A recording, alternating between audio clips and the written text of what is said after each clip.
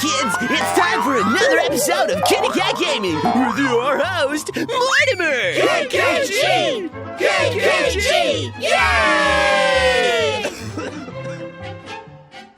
Hey everybody, and welcome back to another exciting episode of KittyKatGaming! Today I am playing Katawa Shoujo, and I was suggested this game by my friend Matt Watson from Super Mega, and he said it's one of his favorite dating games, and I thought, why not? It sounds super cute, and it's a dating game where all of the girls have disabilities, and I thought that sounded like a great idea and super cute.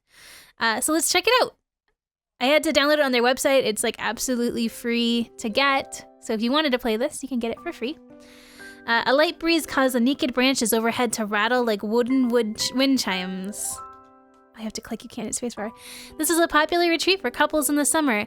The deciduous trees provide a beautiful green canopy far out of sight of teachers and fellow students. But now, in late winter, it feels like I'm standing under a pile of kindling. I breathe into my cupped hands and rub them together furiously to prevent them from numbing in this cold. Just how long am I expected to wait out here anyway? I'm sure the note said 4 p.m. Ah yes, the note. Slipped between the pages of my math book while I wasn't looking. As far as cliches go, I'm more of a fan of the letter in the locker, but at least this way shows a bit of initiative. As I pondered the meaning of the note, the snow gradually thickens. The snowflakes silently falling from the white painted sky are the only sign of time passing in this stagnant world.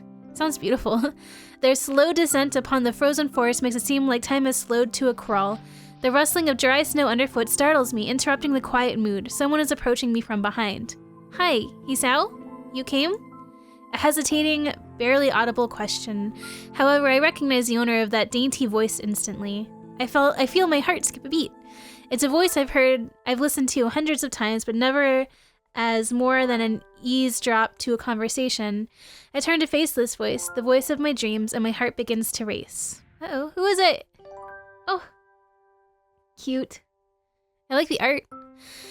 Iwanako? I got a note telling me to wait here. It was yours? Damn it, I spent all afternoon trying to come up with a good line, and that was the result. Pathetic. Yes, I asked a friend to give you that note. I'm so glad you got it. A shy, joyous smile that makes me so tense I couldn't move a single muscle even if I tried. Oh, back to the snowfall. Whoa. What is that? My heart is pounding now as if it were trying to burst out of my chest and claim this girl for itself. Shit. So, here we are, out in the cold. Once again, the wind stirs up the branches. The cacophonous noise is music to my ears. Iwanko flinches ever so softly against the gust of wind.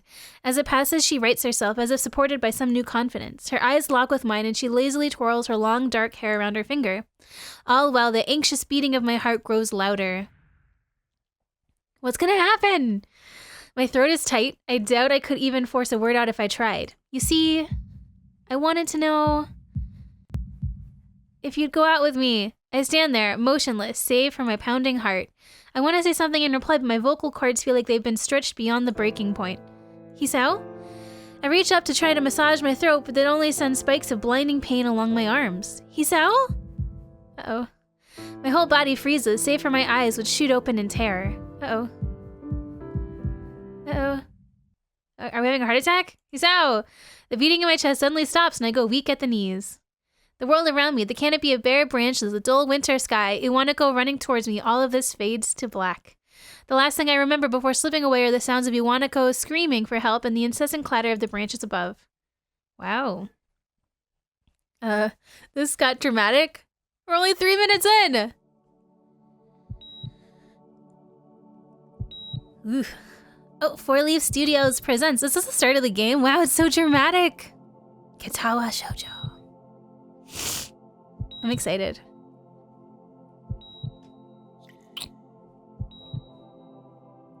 Oh wow, it's actually animated. And well... Ugh, have you guys ever been in the hospital before? I have never, ever had to go to the hospital for anything, like, except for being born. Like, I'm extremely lucky. Never broken a bone or anything like that. The only surgery I've ever had is to have my, wisdom teeth taken out. That's it. So, I'm very, very lucky. What have you guys been in the hospital for? It's like crazy to me how many of my friends have been in the hospital, and for long amounts of time. Like, I had no idea. It sucks. And if you're watching this in a hospital right now, I hope you feel better. Or if you can't feel better, I hope things get better. Because that sucks. And I get messages all the time from people who watch KKG in hospitals, so I'm thinking of you. It's been 4 months since my heart attack. Wow, we did have a heart attack. And that whole time, I can probably count the times I've left this hospital room unsupervised on one hand. 4 months is a pretty long time when you're left alone with your thoughts, so I've had plenty of time to come to terms with my situation. Arrhythmia. A strange word, a foreign alien one that you don't want to be in the same room with. A rare condition, it causes the heart to act erratically and occasionally beat way too fast. It can be fatal. Apparently, I've had it for a long time. They said it was a miracle that I was able to go on so long without anything happening. Is that really a miracle? I guess it was supposed to make me feel better, more appreciative of my life. It really didn't do anything to cheer me up. My parents, I think, were hit harder by the news than I was. They practically had 2 hemorrhages apiece.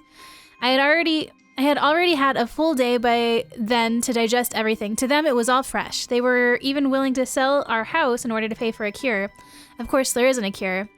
Because of the late discovery of this condition, I've had to stay at the hospital to recuperate from the treatments. When I was first admitted, it felt as if I was missed. For about a week, my room in the ward was full of flowers, balloons, and cards. But the visitors soon dwindled down, and the get-well gifts began trickling down to nothing shortly after. I realized that the only reason I had gotten so many cards and flowers was because sending me their sympathy had only turned into a class project. Maybe some people were genuinely concerned, but I doubt it. Even in the beginning, I barely had visitors. By the end of the first month, only my parents came by on a regular basis. Iwanako was the last to stop visiting. After 6 weeks, I never saw her again. We never had that much to talk about when she visited anyways. We didn't touch a subject that was between us on that snowy day ever again. Aw. The hospital.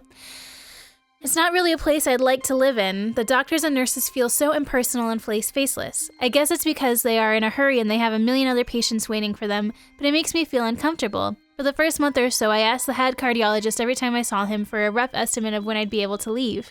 He never answered anything in a straightforward way, but told me to wait and see if the treatment and surgeries worked.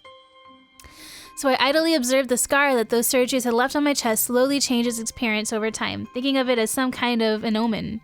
I still ask the head cardiologist about leaving, but my expectations are low enough now that I'm not disappointed anymore when I don't get a reply. The way he shovels around the answer shows that there is at least some hope. At some point, I stopped watching TV. I don't know why. I just did. Maybe it was the wrong kind of escapism from my situation. I started reading instead. There was a small library at the hospital, even though it was more like a storeroom for books. I began working my way through it, one small stack at a time. After consuming them, I would go back for more. I found that I liked reading, and I think I even became a little addicted. I started feeling naked without a book in my hands, but I loved the stories. That was what my life was like. The days became increasingly harder to distinguish from each other, differing only by the book I was reading and the weather outside. It felt like time blurred into some kind of gooey mass. I was trapped inside instead of moving within. A week could go by without me really noticing it. Sometimes I would pause in realization that I didn't know what the day of the week it was. But other times, all the things that surrounded me would painfully crash into my consciousness through the barrier of nonchalance I had set up for myself. The pages of my book would start to feel sharp and burning hot, and the heaviness in my chest would become so hard to bear that I had to put the book aside and just lay down for a while, looking at the ceiling as if I was going to cry. But that happened only rarely, and I couldn't even cry. Jesus. Today the doctor comes in and gives me a smile. He seems excited, but not very. It's like he's trying to make an effort to be happy on my behalf. My parents are here. It's been a few days since I've last seen them. Both of them are even sort of dressed up. Is this supposed to be some kind of special occasion? It's not a party. There's a ritual the head cardiologist has. He takes his time sorting his papers and settles them aside as if to make a point of the pointlessness of what he just did. Then he casually sits down on the edge of the bed next to mine. He looks me in the eyes for a moment. Hello, Hisao. How are you today? I don't answer him, but smile a little back at him. I believe that you can go home. Your heart's stronger now, and with some precautions, you should be fine. We have all of your medication sorted out. I'll give your father the prescription. The doctor hands a sheet of paper to my dad, whose expression turns wooden as he reads it quickly. So many. I take it from his hand and take a look myself, feeling numb. How am I supposed to react to this? Oh, what's his medication? There he is. The absurdly long list of medications staring back at me from the paper seems insurmountable. They all blend together in a sea of letters. This is insane. Side effects, adverse effects, contradictions, and dosages are listed line after line with cold precision. I tried to read them, but it's so futile. I can't understand any of it. Attempting only makes me feel sicker. All this for the rest of my life? Every day? I'm afraid that is the best we can do at this point. However, new medications are always being developed, so I wouldn't be surprised to see that list fade over the years. Years? What kind of confidence booster is that? I'd have felt better if I hadn't said anything at all. Also, I've spoken to your parents and we believe it would be best if you don't return to your old school. What?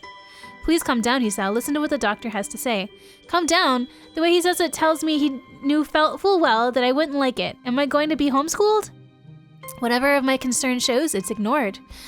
We all understand that your education is paramount. However, I don't think it's wise for you to be without supervision. At least not until we're sure that your medication is suitable. So I've spoken to your parents about a transfer. It's a school called Yamaku Academy that specializes in dealing with disabled students. Disabled what? It has a 24-hour nursing staff and it's only a few minutes from a highly regarded general hospital. The majority of students live on the campus. Think of it as a boarding school of sorts. It's designed to give students a degree of independence while keeping help nearby. Independence? It's a school for disabled kids. Don't try to disguise that fact. If it was really that free, there wouldn't be a 24-hour nursing staff and you wouldn't make a hospital being nearby a selling point. Of course, that's only if you want to go, but your mother and I really aren't able to homeschool you. We went out there and had a look at a couple of weeks back. I think you'd like it. It looks like I really don't have a choice. Compared to other heart problems, people with your condition usually tend to live long lives. You'll need a job one day, and this is a good opportunity to continue your education. This isn't an opportunity. Don't call it an opportunity. Don't call it a goddamn opportunity. Well, you should be excited at the chance to go back to school. I remember you wanted to return to your school, and well, it's not the same one. A special school. That's an insult. That is what I wanted to say. It's a step down. It's not what you think. All of the students there are pretty active in their own sort of way. It's geared towards students that can still get around and learn, but just need a little help in one way or another. Your father's right. After many of the graduates of the school have gone on to do amazing things, a person doesn't have to be held back by their disability. One of my colleagues is in another hospital as a graduate. I don't care. A person doesn't have to be held back by their disability. That's what a disability is. I really hate that something so important was decided for me. But what can I do about it? A normal life is out of the question now. It's funny, I'd always thought that my life was actually kind of boring, but now I miss it. I want to protest. I want to blame this lack of reaction on shock or fatigue. I could easily yell out something now, something about how I can go back to school anyway. But no, I don't say anything. The fact is that I know it's futile. I look around the room feeling very tired of all of this. The hospital, the doctors, my condition, everything. I don't see anything that would make me feel any different. There really isn't a choice. I know this, but the thought of going to a disabled school, what are those even like? As much as I try to put a positive spin on this, it's very difficult, but let me try. A clean slate isn't a bad thing. That is all I can think of to get me through this. At least I still have something. Even if it's a special school, it's something. It's a fresh start, and my life isn't over. It would be a mistake to just resign myself to thinking that. At the very least, I'll try to see what my new life will look like. Wow. Just go to the school, dude. Doesn't seem like you have a choice. Well, next time on the next episode of KittyKatGaming, we are going to do Act 1 Life Expectancy. And if you feel like this is boring, hang in there. This game does get a lot more interesting with all the dating aspects, and there is some nudity in this game. So if you're looking for that, that's coming up soon too. But I will see you guys all next time on the next episode of KittyKatGaming. Please be sure to hit that subscribe button so you guys don't miss it, and I'll see you guys all then. Bye, everybody!